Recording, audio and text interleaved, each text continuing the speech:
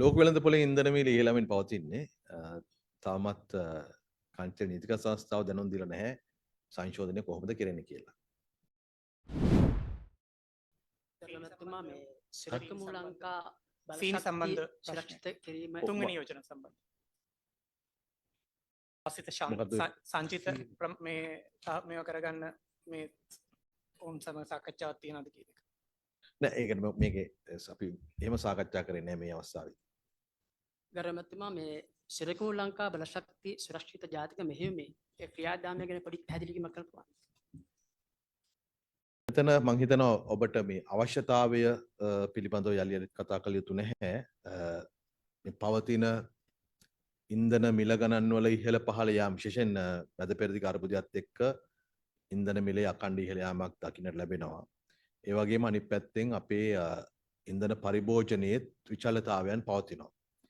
ඉතින් රටක් හැටියට අපිට මේ තත්ත්වයට මුහුණ දීමේදී මොකද අනිවාර්යයෙන්ම වැඩිමිලට හරි ඉන්ධන මිලදී ගත යුතුයි. සැපේම අඛණ්ඩ භාවය සහතික කිරීම තමයි රජයේ බලාපොරොත්තුව. පහුගිය මාස කිහිපෙදීත් අපි පුළුවන් තරම් උත්සාහ කළේ ශේෂ්ත්‍ර හැම එකටම අඛණ්ඩ ඉන්ධන සැපීමක් සහතික කිරීම. එවැනි වෙලාවකදී නොවැළක්විය හැටියට ලෝක වෙළඳපොලේ පවතින මිල ගණන් අනුව අපිට වැඩිමිලට මිලදී ගන්න සිදු වෙනවා සාමාන්‍ය කාලවලට වඩා.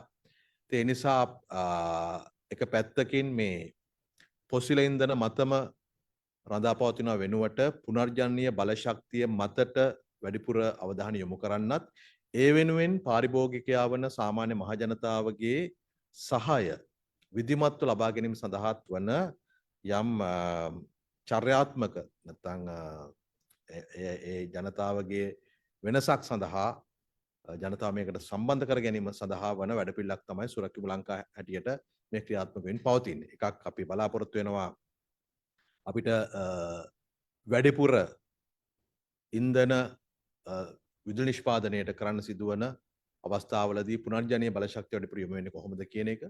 ඒ වගේම අත්‍යවශ්‍ය කටයුතු සඳහා ඉන්ධන පරිභෝජනයට යොමු කර ගැනීම ආදී කටයුතු කීපයක් තමයි මේකෙන් බලාපොරොත්තු වෙන්නේ අමාත්‍යාංශ ආයතන පුද්ගලික අංශය සහ ජනතාව සම්බන්ධ කරගෙන.